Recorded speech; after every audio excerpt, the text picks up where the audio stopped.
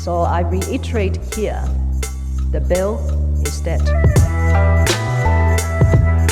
The story of this great city is about the years before this night. We are free! Hey, we are here. We are live, as in alive right now. Still alive. I remember last week. As of the recording. As of the recording, this is Ho Ho Hong Kong. Welcome to a new episode. Because last week, the episode that we dropped last week, which is To a Palm, we also were doing it live with live stream, Shop Stream. God damn it. It's a live stream on Shop Stream. Yeah, exactly. Thank you so much, guys, for having us on Shop Stream. They have been amazing to us. We also did a live stand-up show with them. Yeah. It was really fun. So if you're listening right now, there's a lot of stuff going on in Shop Stream. They're launching and they've been approaching pretty much every creative person in Hong Kong. Yeah. And they're doing great stuff. So check them out. You can just download the app. Yeah, so if I they think have it's called Shop Stream 360. There you go, Shop Stream 360. And if you have downloaded the app, you can also follow Mohammed at The Other Mohammed. Yes. And follow me at Funny Vivek. And that's on Instagram, both of us. Yeah. What happened to the M? Is it gone now? So I just gave up. I'm like, you know what? It's too complicated. Yeah. People are following Funny Vivek N for Nancy. I'm like, that's not me. But I was like, whatever, it's cool. It has been... By now, I think the holiday, it's kind of interesting because the holiday in mainland China is 1 to 7 October. That's like a whole week, and people plan to travel and do stuff. Yeah. But here it's like a rip-off. It's one day. Yeah, one day, that's all you get, exactly. I mean, in Hong Kong, that's this is the perks when actually we become, China, right? Hong Kong province. Then we get the full week. Every year, October, I'm like, oh, this is it's so worth it. July. Oh, man, we'll see. Hopefully next year, fingers crossed. Let's see what happens. Who knows? Because my birthday is on the 3rd of October. Oh, that's why you want the holiday? I was living in mainland for like 7 or 8 years. Never celebrated it there. Yeah. Because it's the golden week. So every one of my friends is traveling or I'm traveling. Yeah. So I don't think I ever celebrated it. Luckily this year, 3rd of October is a Sunday. Yeah, that's right. Yeah, and so now you've disclosed that we pre-recorded this episode before 3rd of October. Well, no, I had a great birthday. Yeah. It was amazing. And I'm still alive. Yeah, you did that thing on that day. Yeah, I did the thing on the day. People gave you that stuff. And we went to that place. Yeah. And the weather was something. Yeah, it was weatherful. Yeah. So we're actually recording in 1995, hoping that this episode will get through. Yeah. So if you're listening to 2021, congrats, you made it. We're still here. We're still here. Speaking of who else is here, we have an amazing guest today, Narelle Pamuk. Did I say that correctly? You did say that correctly. Yeah. Woo-hoo! Yes. Narelle is the founder of Sai Kung Stray Friends, right?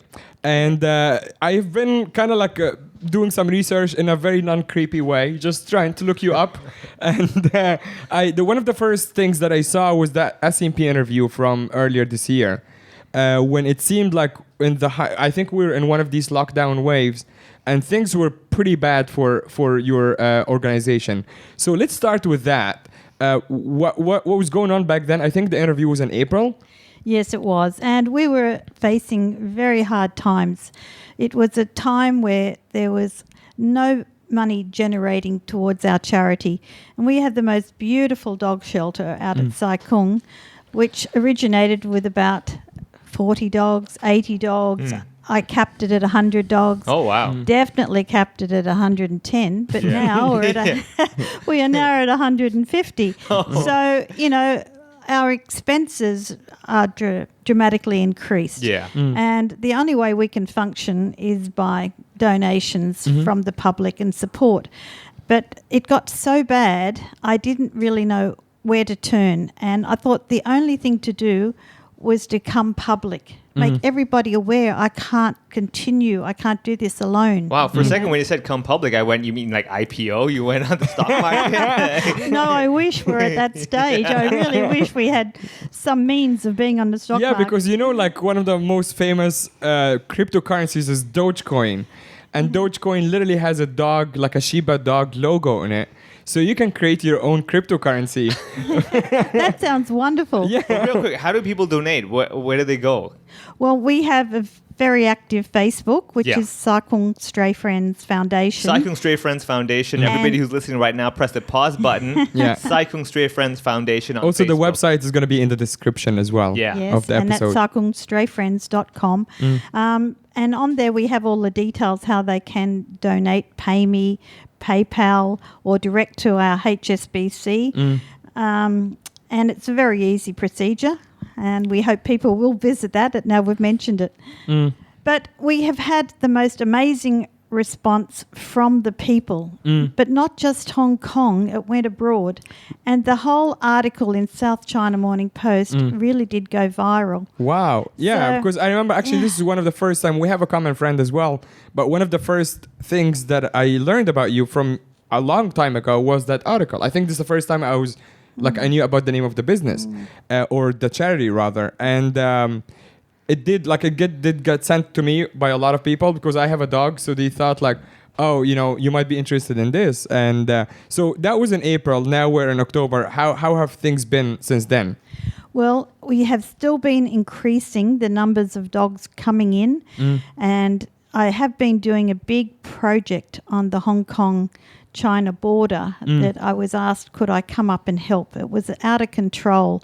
There's many, many fish farms up there and different sites, like site A, B, C, D, and all these local people up there have dogs Right. to protect their fish farms, but they don't desex them. So they continue to breed and breed and breed, and they really don't feed them properly, nor do they give them fresh water. They just have to drink the salt water out of Really? the fish farm. Wow. It's very sad. Yeah. And when I went up there, I was just really, really shocked. And it took me over that, okay, I can't do anything in half measures. I have to do it with my heart and go from beginning to end. So then I just started the first stage, which was start A. And apart from just dissecting the dogs and bringing them to Hong Kong, I get them vaccinated, I get them medical checked. And then I was even having to teach them how to drink water when I took them back to the kennel. They had no desire to drink normal water. Right. Yeah. So anyway, I ended up talking to the manager on this side A, who turned out in the end to be a nice man. And he understood he couldn't have that many dogs. He couldn't feed them.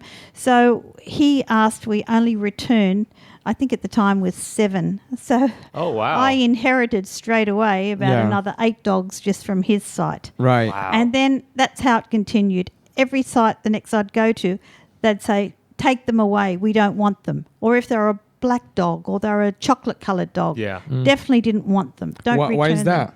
I don't know. It seems to be some kind of superstition. I really don't know. Are you familiar with that? Because you're from here. I mean, me being brown, I can relate. I can understand. I still don't know why. I'm like born in the year of the dog. Maybe that's also something related.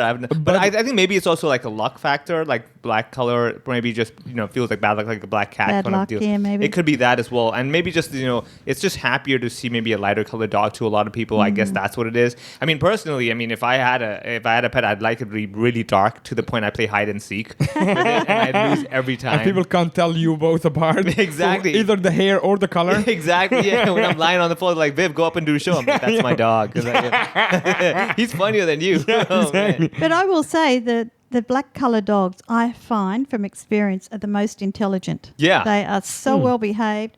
And I will say all these dogs that I have brought down from the China border, they are the most loving dogs. I think because they've never been spoiled Yeah. or had a lot of attention, but they are just the most happiest dogs. So And they're even- super grateful, right? yeah, I'm sure. and that's the word. And people who come to the shelter are really surprised. And, they just adjust so well. And I've actually just taken one home now because I've got it on some heartworm treatment. And not a bark in the house or nothing naughty. And you're thinking, aren't you going to do something naughty soon? Right. Yeah.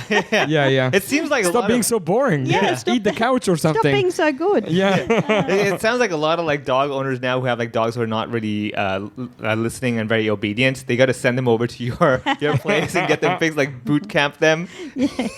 I mean, one thing you can actually do for everyone who's listening right now, again, like the reason I'm telling you to go to Sai Kung Stray Friends Foundation on Facebook is not just to donate, but actually go check check out the photos. Like, I think what you've done really well is that showcasing all the little dogs and the photos and kind of having those pictures where they're looking in the camera with the smile. Yeah, it's and like all those that. ads. Yeah, right? It melts your heart. You're like, man, you smell better than my girlfriend. What's going on? Well, I think the whole facility there, I never intended that it would become sort of what it is today. We don't just have like a place for holding dogs that we rescue or dogs that we find. It has become what I call a lifestyle park for dogs because the adult dogs, as we all know, are not rushed with adoptions. People always want puppies, and they go very quickly. But I have to make it a lovely place for these dogs to live out their life because I am a no-kill facility. Right. Yeah. And I want them to live a beautiful life just as if they were adopted. You already have a home. Yes. And they're also happy because we have freedom. We have every dog in that shelter gets a walk every day. We do have volunteers that are permanent, but please listen, everybody. We need more permanent volunteers, people to commit just to 1 day a week or half a day a week, because I really do need more help now with the higher volumes of dogs. And so apart from it being a lifestyle future park for the dogs that have no adoption potential, we also have what we call a learning education program called Hands On. And this has just taken off where I never expected it to be so sought after. Yeah. So all the schools come there, the students, university students, corporate companies, they do their responsibility days by coming out. And it's just been amazing because it's teaching people how to be responsible. And even the word desexing, I will tell you, not many people know the word desexing or spray or neuter. Nobody thinks a boy dog should be desexed, Right. But it takes two to tango. Of so course. we've got to do both. Yeah. So, apart from, the shelter and the learning centre, it's also like a rehabilitation centre. Like I have just done some really, really severe rescues. One last Sunday from a beach site where we had to arrange a speedboat to pick up the dog and come back, 2 ear canals removed, horrible, gory things. But then somebody has to really look after them. So it's like we are also a rehabilitation centre and also a clinic, a 24-hour clinic. Right. So you have speak. resident vets as well. No, we don't. But this is what my next appeal, my next goal is, because we need to have our own veterinary clinic. Absolutely. If you have that many dogs living Yes. pretty much permanently there. And all we do is make vet clinics quite substantially Yeah. not wealthy, but More. we contribute a lot to their Yeah, Of income. course. Yeah. And if we had our own clinic, that means that we could be doing more because we are still having to make appointments. When the vet becomes busy, we can't get in. And this is what happens. We've, got another clinic that we go to now in Sai Kung. They're so busy, we can hardly, get in immediately. We have another one that we go to in Happy Valley, and that's a long drive from Sai Kung. with a That's sick like dog. two ends of the That's spectrum, the right. whole map. Wow. But I know the solution for us is going forward, we need to have somebody, whether you talk the stock exchange, I'm sure it would be a wonderful way to go, to open up Stray Friends clinics. Yeah. But that would enable us to buy all our medication at wholesale, not retail prices. Right. And we could do more And you helping can of hire vets. extensive procedures. But I really think where the whole system is let down is because people don't sex their dogs. The work I do and Quack. other volunteers and other NGOs will never stop until this problem is really hit on the head by free, F-R-E-E, desexing clinics. I really wish the government would introduce these free clinics because local people cannot afford to get their dogs desexed. Yeah. And It's very expensive. it I've is. had to do it here, and it was not cheap. yeah. Yeah. And not only that, it doesn't No, for become- my dog, by the way, not for me. Not for you. I'm glad to hear that. That's free. That one, exactly. that For is fine. people, for me especially, they're like, "We will give you money." Yeah. if you don't make kids Yeah. like you.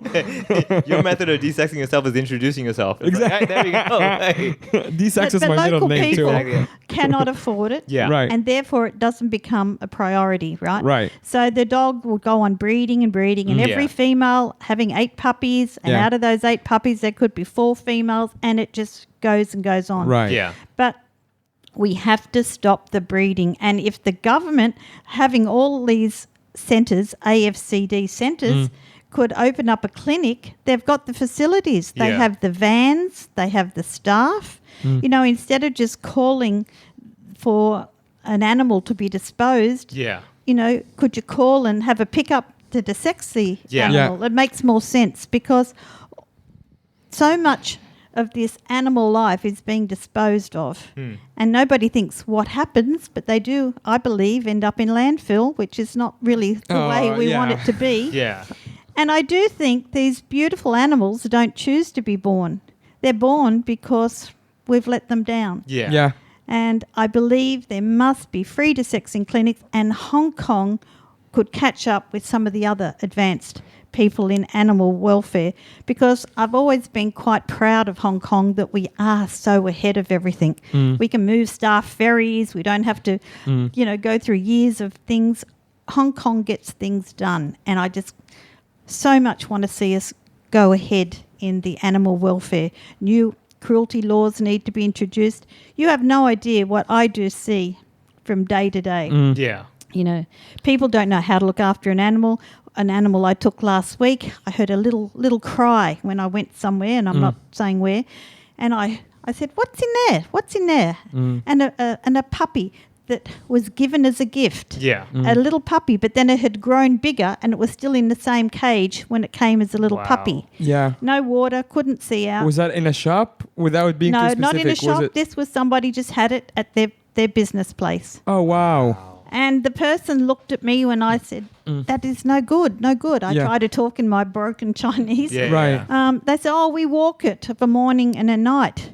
But I thought, the dog's living in this darkness of this small cage with Yeah. nowhere. So anyway, luckily, the dog was surrendered to me yesterday, and today it's in a nice home, getting Yeah. walked and treated properly. But it's just so sad. It's just so sad, you know, that Yeah. But what are the prerequisites of anybody? Like, I'm sure the idea of, you know, having a dog as part of the family or in the house is a great thing on paper. For a lot of people, they don't realize the responsibility. I mean, like, if you look around my space over here, I have plants, right? Initially, it's like, plants, you know, water them, no big deal. After a while, you're like, wait a second, what? I got to do this. I got to do that. Yeah. There's this. Oh, you got to, and then you learn as you go. But also, it's a commitment. So a lot of people I know as well, you know, initially it's a fun thing for the first 2-3 months. By the 4th month, they're like, man, this is a nuisance now. I don't have time for this. I'm too tired for this. Is there anything that you would tell people, first of all? Desexing is one thing that if you have a dog, that's part of your responsibility as well, right? What is the other things for someone who's considering or, you know, just thinks that it's a great idea? Are there any few pointers that you have to tell people that this is something you have to think about? Well, we have a process of a questionnaire. So if anybody approaches us about adopting a dog, straight away we ask them to complete the questionnaire. And then we can get an idea of their living conditions, if they're busy. Like if somebody's going to work at 7:30 in the morning and not coming home to say 8 o'clock at night, why am I going to be wanting to put a dog into that Yeah. lonely situation? Yeah. Right. Dogs need company. And if you were to put a young puppy and leave it alone in an apartment like this size, Yeah. you wouldn't have a corner left on your cabinets Yeah, they'll be here, or your chewing shoes it. to be Yeah. chewed. Yeah. They need entertainment as such, you know, not Yeah. just toys. They need company. So we go through the questionnaires. We do invite the people to come, but we also do ask people to come 1 or 2 times if they're looking for an adult dog, to build a relationship with the dog, Yeah. to see if the dog's sort of going to them or they're liking the dog. It's not just walk in, pick a dog and take it out. It doesn't work like that with Yeah. us. We are really like an adoption process where we want to not just check you out, but we also ask for photos of your home.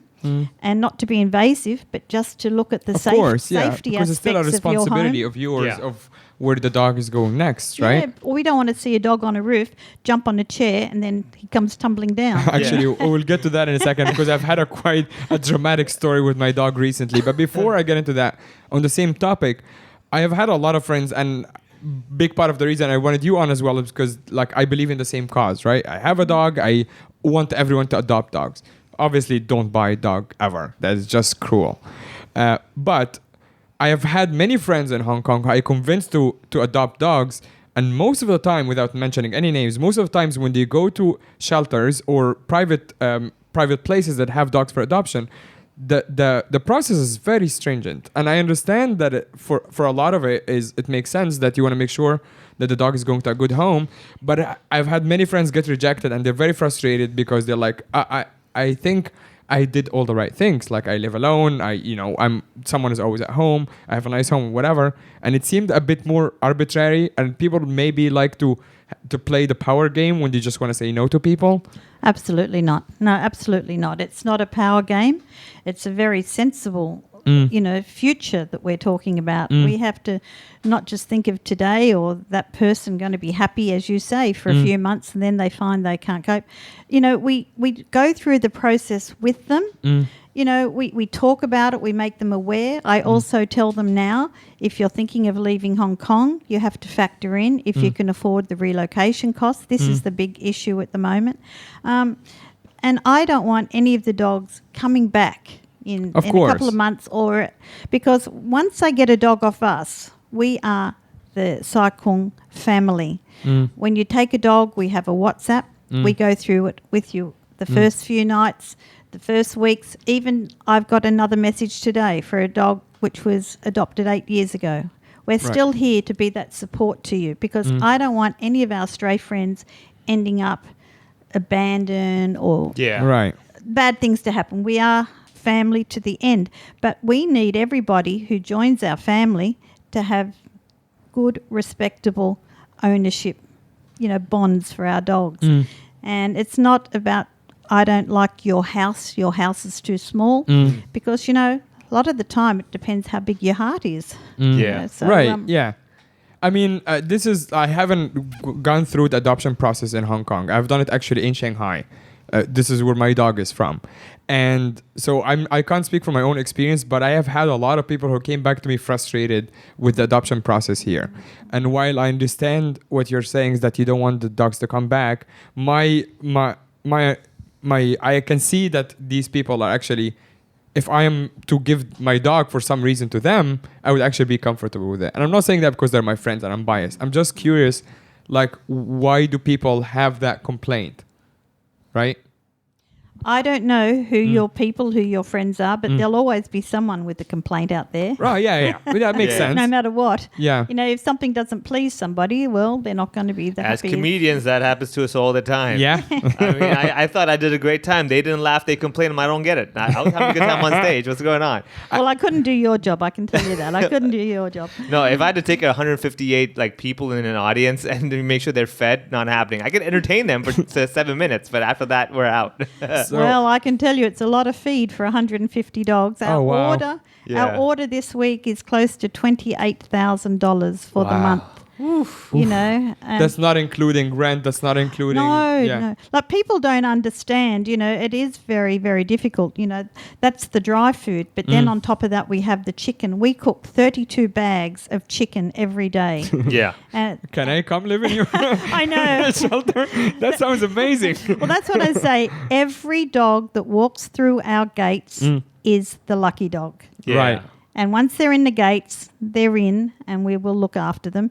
But we do give every dog a cooked meal, not only in the shelter, but we also have a Meals on Wheels service that I actually just started many, many years ago when I first moved to Sai Kung, but it's now continued on. So it goes out 365 days a year with the cooked chicken and the dry food, and every dog on our Meals on Wheels will get a lovely cooked meal. So these dogs are stray? Yes, or sort of locally owned, but nobody will take responsibility. Yeah. So once they're on our program, they're also under our management. We monitor their health, and we'll always take care of them. So this is all made possible. I mean, because I'm looking at your website with all the different donation plans. Obviously, there's the one-off donations for some people that just want to give. That's fine, you know. And you've got some of the, as I can see over here, you got the $2,500 a month full dog sponsorship. And that, I think, was the ultimate one that contributes, as in you have another dog coming in, this one's taken care of. Thank you so much. That's You're right. making sure this happens, right? Well, that $2,500 is what it cost me. Yeah. What Right, it yeah. cost Yeah. Yeah. For that dog to have shelter, to have the washing done every day in its room, its bedding, you know, the food. Do you wash them every day? Every day What? we have 4 washing machines and 4 dryers. I gotta Wait, you put the dog in the washing machine? No. We got a car wash, man. We got a car wash. Having a good time. Well, I mean, anything can be defined as a machine. With the way she's working, I think that we can say that I am the machine. You are the machine. They call me the machine. Exactly. I am the machine. The machine is here. The dog's like, oh, it's on. Let's do this. Yeah. So wait, that the dogs 2000 actually need washing every day? Because I wash mine like twice a month. No, Yeah. no, they don't. They don't Okay. at all. But the bedding does need Oh, right, washing, okay. You Yeah. know, because I like to pride ourselves of having a very high standard shelter. So Yeah. I don't like people walking in or there's, you know. Yeah, it smells or the dogs So look, I like to call it like the peninsula for dogs. Oh, with high tea and everything. Again, Yeah, it's high tea, high can I tea please comes. move into your shelter? Yeah, exactly. I will leave my dog at home. I will live with you. This is the first time I think everyone's listening is like, I want to be reincarnated into a dog Yeah. next life. I wanna Well, come so back- many people will say, oh, you have a shelter. Oh, I couldn't do that. I couldn't go to a shelter and see all those dogs looking at me and crying. I said, but you've never been to our shelter. That's not our shelter. Yeah. Ours is a happy place. Yeah. Right. And the dogs will be jumping up. They'll give you a cuddle or a kiss. You know, they've got nothing to be unhappy about. But let me get into this because you talk about the happiness point in your shelter. And what I've noticed, I was reading before about the therapy that even having pets and, you know, being amongst pets can do for you. So, like, is there something that you have where people actually come to your place because they just want to be amongst pets or just want to help out and just, you know, kind of Yeah, well, I therapeutic? call that a friendship volunteer. Okay, and okay, it's okay. very, very important. And for some dogs that are really going to be spending their entire life in the shelter, nothing Yeah. better than to know that somebody's coming to see them, whether it be once a week Yeah. or even, you know, once a few weeks. But the dog will remember them because Yes. they've been nice to them. They'll take them out for a walk. And I can't tell you how excited the dog will get when they see that friendship Yes. person Yeah. come to them, you know. Yeah. And I try to promote that as much as I can because that is important because they all want to feel loved. You know, Of what I mean, course. we are only a few people working at the shelter. We need more people because it's hard to love 150 continually every day. Yeah. Yeah. A 24 cuddle, hours, yeah. a sit down and a cuddle with them is lovely. Yeah. And my dog remembers people she has met like maybe 6 months ago once. Like we would just run into each other on the street and like 6 months later she would try to run across the street to say hi. I'm like, what are you doing? And she goes, I'm like, oh yeah, that's my friend from a long time ago. They always remember especially as you said, when they're nice to them, when they spend some time with them. She gets so excited when she sees them again, and I'm always thinking it's wonderful that they have that memory because a lot of the times I forgot the person. Definitely forgot the name. Yeah, 100%. Yeah. And they remember the dog's name. It's also the other way around where a lot of people, at least in my neighborhood now, remember the dog's name and not mine. Yeah. And there's a little kid, actually in my old neighborhood in TST, the little kid who always points at me and say Yara, which is my dog's name. I'm like, no, she's Yara, I'm not. He's like, Yara. I'm like, okay, never Okay, mind. I'll respond to whatever it takes. Yeah. But let me come back to this though. I'm curious because I noticed that you talked about the happiness and how your shelter is different from the other side. You're not trying to portray a sad, sympathetic, oh please help us out kind of image, but it's more like you say, friends. You're using the word friends. You know, you're not trying to say that the poor ones adopt them, plus help them out. I've noticed that the wording's always been more positive. Has there been a moment when you just kind of had that shift in your life as well where you were like, okay, I gotta change my life a bit. I need to be more positive or find happiness, and maybe a dog was the way that helped you find that click? Well, I think a dog is always a positive thing for people because it's a companion, it's a friend and a loyal friend.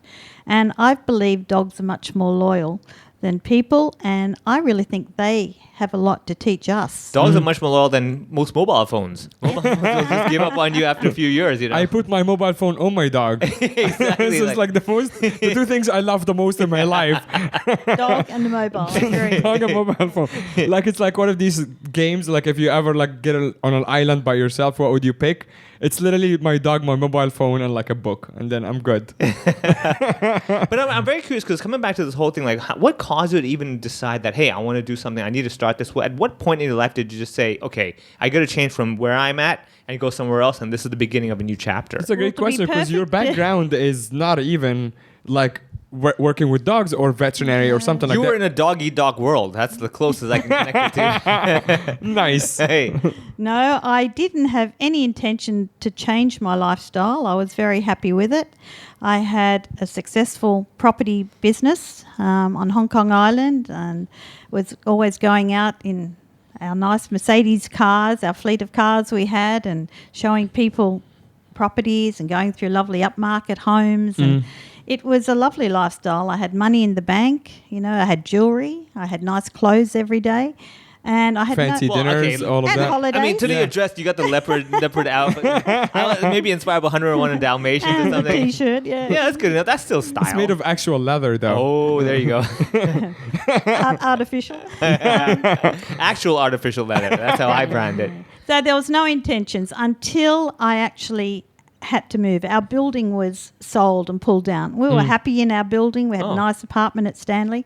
But the time come, of course, the rents went, wow, from there sky high. And so Yeah. there was And no way. about what year was that? Oh, I've been 15 years now doing Right. this in Sai Kung. So So work it out. 15 years ago is when it happened, like Yeah. when they tried to pull the building and all of that. Yes. Okay. And so when that happened, there was no way we were going to pay these high rents to live in Stanley. So we went to Sai Kung to look at buying a property. And it was really this. I'll just put in a little bit of a funny bit here. When we got to Sai Kung, my husband said he'd like to sort of look at Marina Cove because they have pontoons, some of the houses, and we had a boat that we had at Tai Tam. And he asked me would I make some property viewings to go see Marina Cove homes. But I wasn't particularly fond of Marina Cove, and at that time I didn't really want to leave Stanley. Yeah. So I was one of these real horrible We're staying right here in yes, this yes, area. yes, Yeah, yes. So anyway, he'd keep asking me to make appointments and I wouldn't. So I came home this day and he said, I have an appointment made to look at some property at Sai Kung at Marina Cove. I said, what? You're like, that's my job. Yeah. He said, you're not the only property agent Exactly. in Hong Kong. Yeah. And you're like, wait, so you're giving someone else my commission? Hold on a I second. know, but he Yeah. was so serious. Yeah. So anyway, I went along in the car and we met this agent. Were you like all grumpy? Oh, yes, I had a real yeah. That would be twisted like face. my mom hires another comedian to entertain at her Exactly, birthday. I'm yeah. like, wait, hello, wait, hold on. Yeah, you got it. Yeah, so anyway, we're in the car and we're looking at some properties. But this local Chinese agent, he was the worst driver. He was so bad that at the end, my nerves, I felt like they were broken. And I asked him just to stop the car. And I said, would you mind, you tell me where the properties are and Yeah. show me, because I really didn't know the areas of Sai Kung then, and I'll drive. Yeah. And he said, will you? Yeah. He said, I'm so nervous driving. I said, oh, I'd love to guy, do yeah. that Yeah. for you. Yeah, exactly. And save all of our lives. Yeah, exactly. Yeah. I like living. Let's continue that. Yeah, so it was sort of funny. And from that day forward, we became good friends, and I would refer a lot of my Clients. Hong Kong Island clients to him, and we worked together for quite some time. Oh, wow. So something good came out of it, but my Nice. husband didn't get Marina Cove. Oh, he did? Oh, nice. Okay. Wait, he didn't get it because it wasn't the right choice, so you were like, we're not letting you win. No, because this agent did take us to the current home, the home that we've bought. Yeah. And it was nice, and my two children and my husband liked it, and it was okay. Yeah. And then as we're sort of leaving, the agent could call us and say, you have to make a decision. Somebody wants this property. You have to make a decision. And I'm saying to my family, look, don't be pushed. Yeah, it's just yeah. agent He's probably talk. bluffing, Don't be yeah. pushed. And they said to me, well, don't you blow it with your negotiating because we really want this house. Yeah. We really like it. So I thought, okay. Anyway, we did buy the house. 6 months later, I'm walking along with my dog, and this lady stopped me. And she said, "Oh, where do you live?" And we got talking. And she said, "Oh, you pipped me on that house. I really wanted to buy that house." And I thought, "Oh, maybe agents don't tell stories." You message the guy, "I'm so sorry." Yeah, exactly. Oh, man. He's like, "I've been trying to help you. I've been telling you that." You thought I'm bluffing. Yeah. But the lady who you took the house over from, she was in good spirits. And Yes, she was. Yeah, there was no like throwing TP at your house, like, oh, get some toilet paper all over the No, place. but she did buy another house, and she has sold it, and she's gone now. So Oh, okay.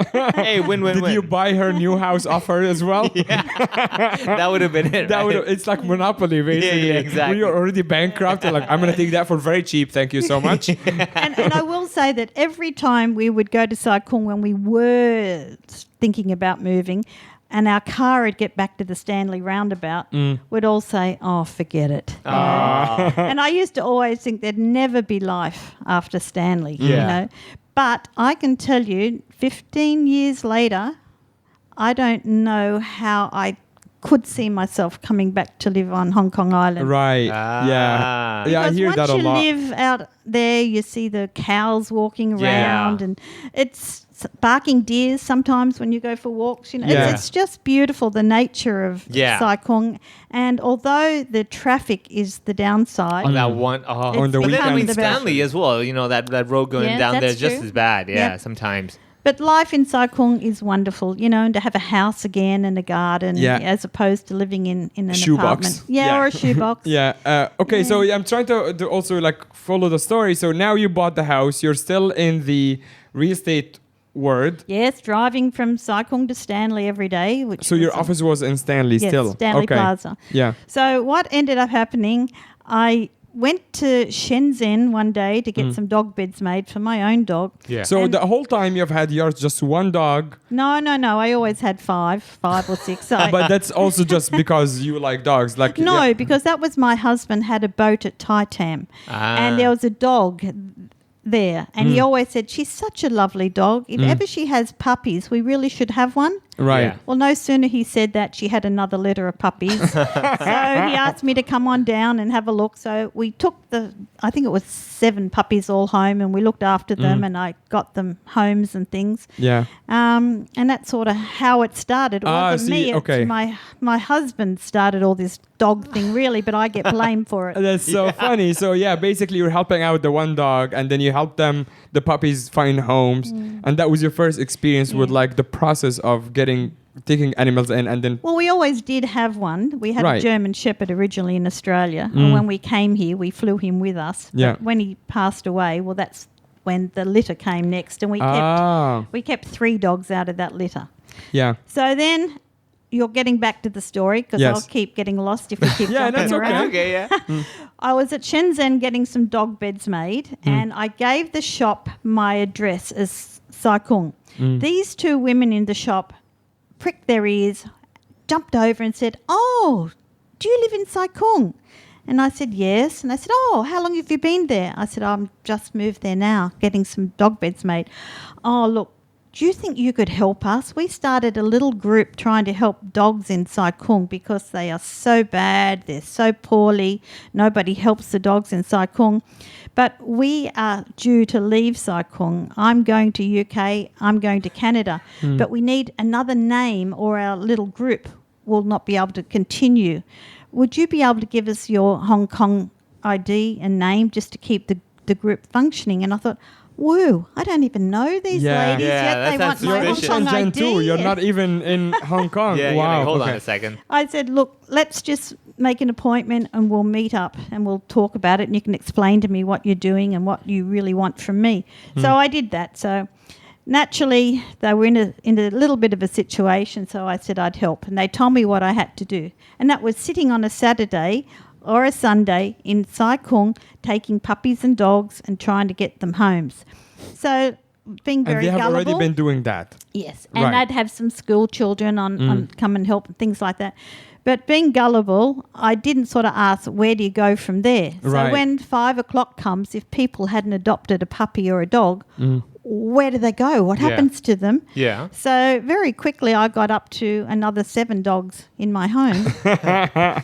and a volunteer who was helping me the same. And I realised that, this is just not possible to go on like this. So we did find the shelter where I am now, and there was this lady there who said we could leave the dogs there and pay her $1,000 a dog, but she wouldn't feed them, and they'd never get out of the kennel room. It was putting them into prison.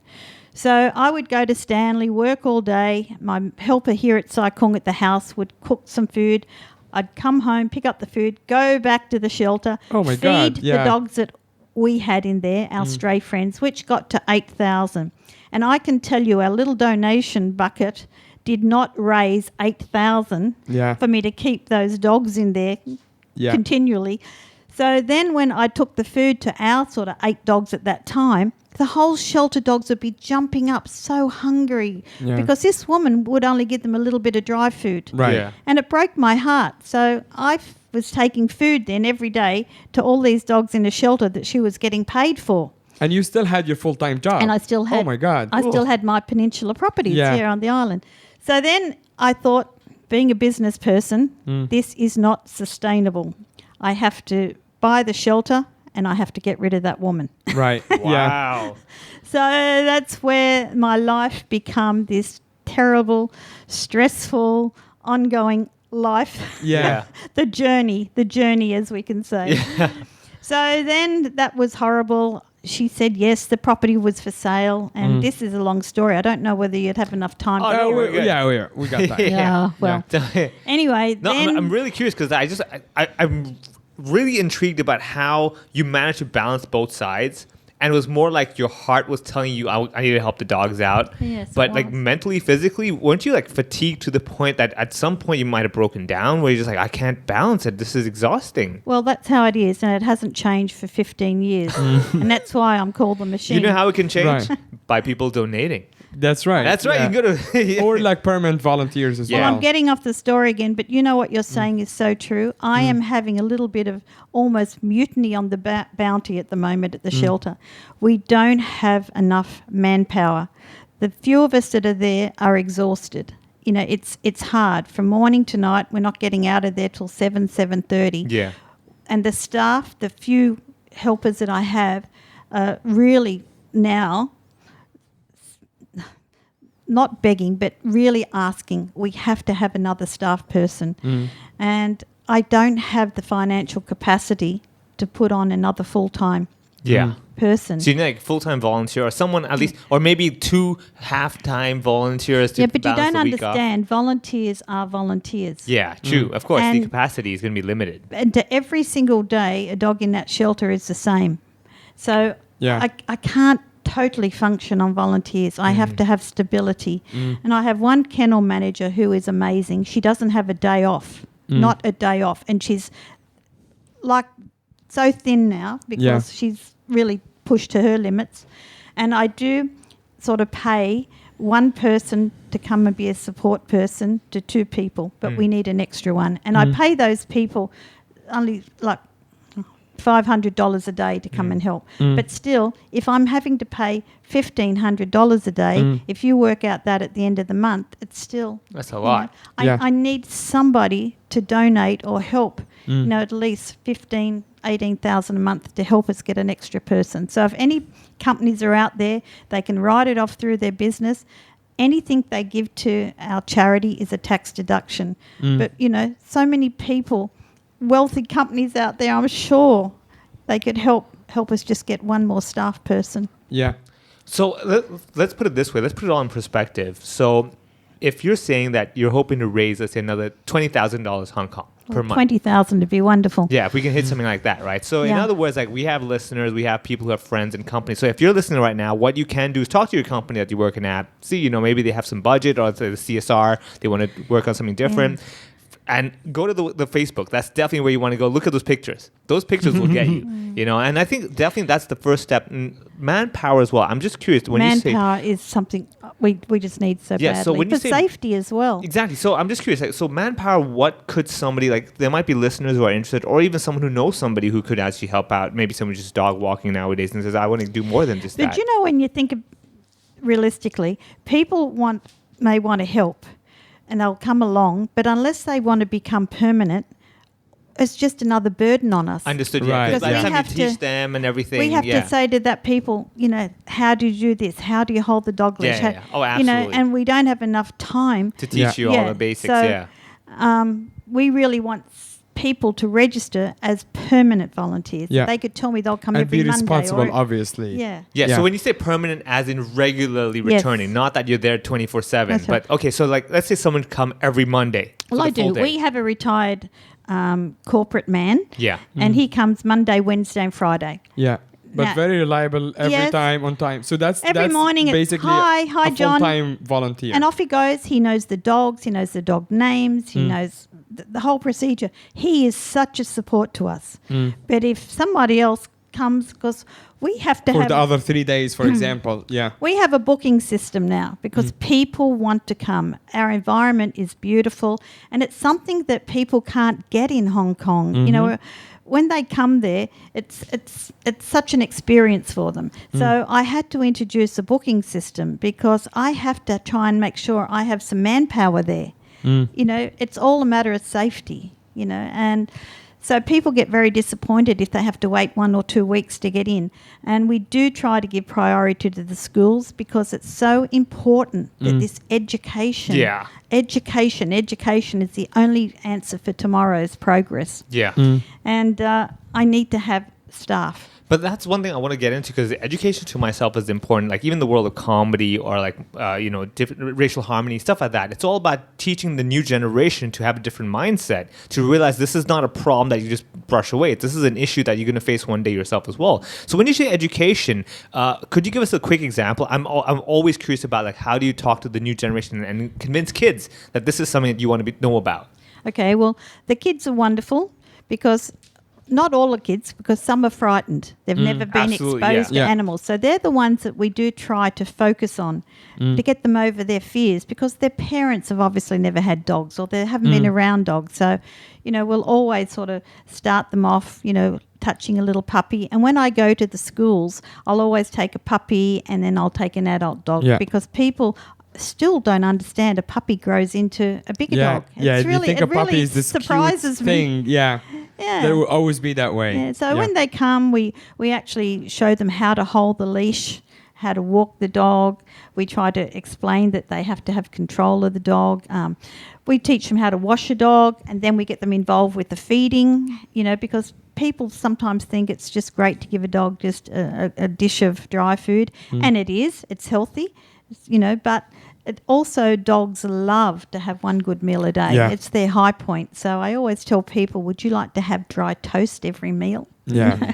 Try and give your dog something that they're looking excited forward to. about. Yeah. And all these are just general things of teaching people, and they do love it. They love it. And, particularly when they take the dogs on the walks from our shelter. It's a lovely walk at the base of the hills and Macklehose Trail.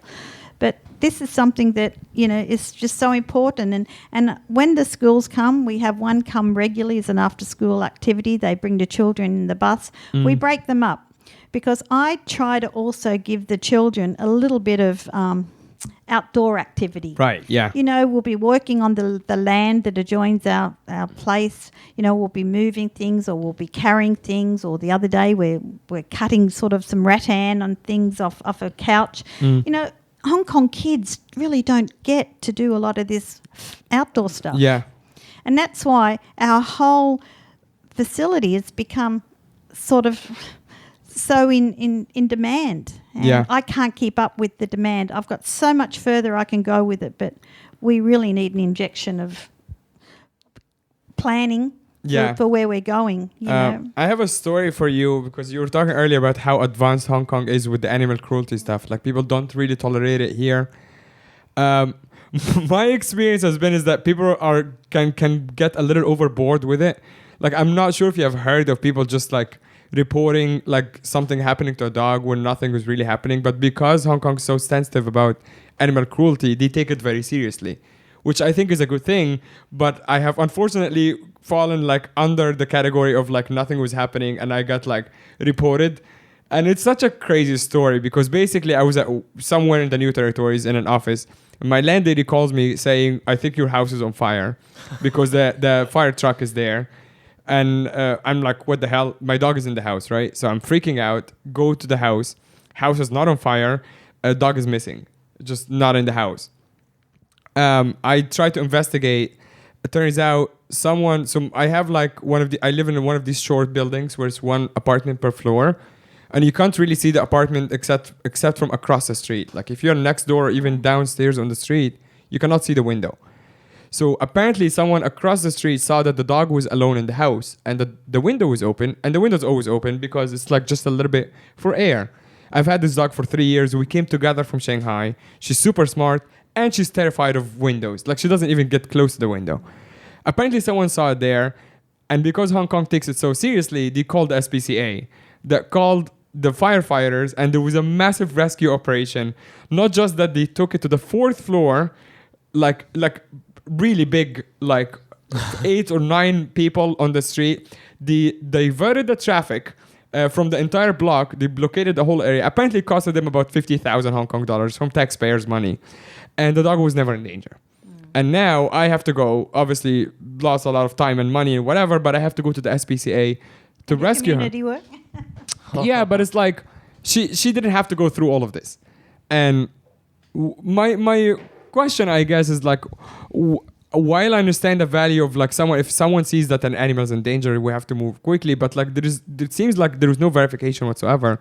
Like it could be just a troll. You know what I mean? Also, my dog has except for the microchip, of course, she also has a collar with my phone number on it. No one called me. Yeah, well, that's a shame. You know, there was a bit of an overreaction, obviously. Massive overreaction. Yeah. It's crazy. Did you hear of similar stories before? Look, no, but you have to understand there are so many bad dog cases out there, and it's so good that the community and the people of Hong Kong are now starting to be aware that even if you don't have a dog or you don't want to do anything, you can at least always be aware if there's a dog, in a bad situation. But yes, that sounds an over-exaggeration. I mean, people contact me, contact stray friends, reporting cases. Yeah. That's how our rescue work comes in. And right. I try to respond as quickly as I can. So do you also call the SPCA? No, we are, this is a funny thing to say, but we are doing the same kind of work as SPCA, but only sometimes I can get things done because I don't have so many loopholes to get through. Or red tape or yeah. Okay. Yeah. So, like if I see something bad, I shouldn't say this, but I will walk onto the people's property or I'll... Right. Yeah. Or I'll do... You do something. Yeah, you'll get it. Yeah. Yeah, where SPCA always have to be go through correct. the proper, Yeah. procedures, I mean, I protocol. should be, I suppose, but, I'm getting called out to do something for a dog, and as I say, I'm not going to waste time. If I've got to help a dog, I got to help a dog. And here's another question for you. What do you have against cats? I don't have time for goddamn cats. Well, but you know what? You can't believe it. Although I don't have time for cats, I've just rehomed 2 cats recently. Did you? We also have cats now started on the. I mean, I'm not a big fan, by the way. So if you're like screw cats, I'm like 365-day Meals on Wheels now has cats waiting every day. One started, told its friends. They've told its friends. And that's why now, you don't help cats. Exactly. So now we're having to try and dissect them and catch them. Yeah. But I'm not making this an announcement. No, we are not moving into cats. No. Yeah. We're keeping the friendship within the same bond of circles. I mean, I guess also because the cats, like my friends who have cats, I always try to play with them. They're just dicks. They're very unfriendly. All right, and on that note, let's keep it positive. No, but No, I get it. Yeah. I can trash talk cats. Well, I put it this way. You're not listening to this podcast, so it's fine. But it's like, I think because the feedback that you get from dogs is so immediate and so overwhelmingly positive that you were like, I want to do more for you. But the cat does everything on its terms. And I'm like, you know what? I don't like you either. So, well, I mean, bring me back to the last thing I want to touch upon is that the stressful side of it. Yes. Yeah, exactly. Yeah. So I know real quick you've on been that bringing one. this up. Yeah, I can tell you the stress has been absolutely unbelievable, and I keep so many times I feel like I've got to run away. Yeah. I've got to go. I mean, I don't sleep well when something's on my mind. and my family know when something's troubling me. I Yeah. just They would sort just of- know, yeah. I go introvert because I'm so thinking how I can solve the problem, and money was the hardship, because I always think, what happens to the dogs if I can't keep the shelter? That's always been, up until recently, the big thing, until South China Morning Post support. And it's always worry and stress. There's always people it's people problems. And I have to say, it's never the dogs. The dogs are the most wonderful thing that's ever happened, but the people make the problems. And it's an emotional world to work in. And honestly, not a lot of people are cut out for this kind of work. Yeah. And because of the emotion, people have different views, and they can really get quite destructive. And I've had, over these 15 years, so many falling outs with people, and that is the biggest stress of It's the lot. over the dogs most Dog of the time. issues. Yeah, I can imagine. I mean, look, for anybody who's listening out, many ways you can help. Number one, be nice to Narelle whenever you see her. I don't get stressed to that. Number two, go to SaiKungStrayFriends.com. There's a donate button. Go over there. Many, many ways to donate. I think you should add one more section on top of the full dog sponsorship, is the help Narelle de-stress for $18,000 a month. Yes, please. That will definitely And help. there's another one People there can that buy you like didn't- massage packages or something. Exactly, yeah. I don't get time. The other package that we do have, we call it Mouths to Feed. Yeah. It costs $300 a month, and we can feed one dog a healthy meal a day, our chicken and our dry food. Yeah. And when we get donated celery and broccoli, that goes in as well.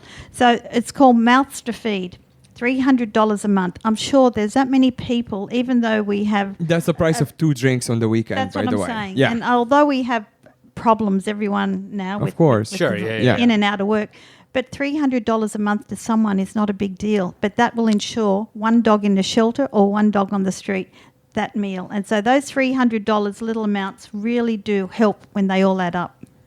So Meals on Wheels, $300, $2,500 to sponsor a shelter dog, or somebody please help sponsor a staff person. $20,000 is wonderful. And I know people don't want to get involved with staff because they don't want MPF, they Sure. don't want any holiday pays. We don't want anyone to get involved. Just make a set donation of $20,000 a month, and you'll get a tax deduction, and we'll get what we need, a staff person. Or if you have 4 friends, everyone pitch in $5,000. That Bam. would be perfect. But I need the commitment. For Yeah. me to hire somebody, Yeah. I need the commitment so that I can put somebody back on a contract. All right. Well, SaiKungStrayFriends.com. That's where you want to go. And go to the Facebook page, look at those photos, and I guarantee you'll have a lovely day ahead. Well, the Facebook is always current, and I'll be quite honest, sometimes the website is not current. Right. Yeah. Because, Oh, yeah, yeah. again, because But you have Facebook so many... is our life. Yeah. Facebook is day-to-day life of Sai Kung Stray Friends, and it's just a powerful tool, and that's how things have improved for us, because 15 years ago I wasn't social media savvy like a lot of people, but Yeah. if these people are so rich who started Facebook, all I can say, they deserve it, because they've brought a lot of success to a lot of people, Right, with their yeah, social of course. media Yeah. introduction. Thank you so much for all the work that you have been doing for our stray friends. It's really wonderful to see people in Hong Kong. There's a lot of success stories, but yours is you chose the hard path, basically, and you chose to give up something that... No, I didn't choose. We never finished the story. Oh, yeah, okay.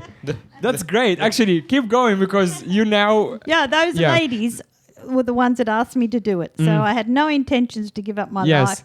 But once I did, it was the way that took me. So obviously I think there was a power to be that I was put into this position to take over this role. And So it is a choice. It's a choice to keep going. well, I didn't, because once you start, you're trapped and you can't get out. Huh. Okay, Who is wants that what to you take call over? foster fail? Yes, who wants to take over a shelter with 150 dogs and Yeah. the worry and the stress? Yeah. You don't have a lot of people backing up for the job. Well, how about this is a difficult question. If you go back in time knowing everything that you were going to go through, would you do it or not? Would you do it all over that's again a or hard not? question. Yeah, I know. Would I be in Stanley now? would I be in Sai Kung now? I think you should thank that driver who gave you that crazy drive all the way to Sai Kung. You're like, let me drive. Had he driven well, probably you wouldn't be so excited to move. You'd be like, this is, well, no fun. life is what it is. Yeah. And that's where I am today. And I've Well- got a lot of love. I can tell you there's a lot of love in that shelter. And Yeah. I can tell you I don't go home smelling of perfume every night. Well, a different type of perfume, let's put it that way. Anyway, well, thank you so much for that. It was always good to hear stories about this. And SaiKungStrayFriends.com is where people want to go if they want the non-updated stuff, but the donate button. Or you want to see the latest things, go to Sai Kung Stray Friends Foundation on Facebook and check it out. And thank you for having me. And I hope a lot of people enjoyed our chatter here today. And I hope something really positive comes out of it. So thank you for having me. It's been a pleasure. Thank you so much for coming on.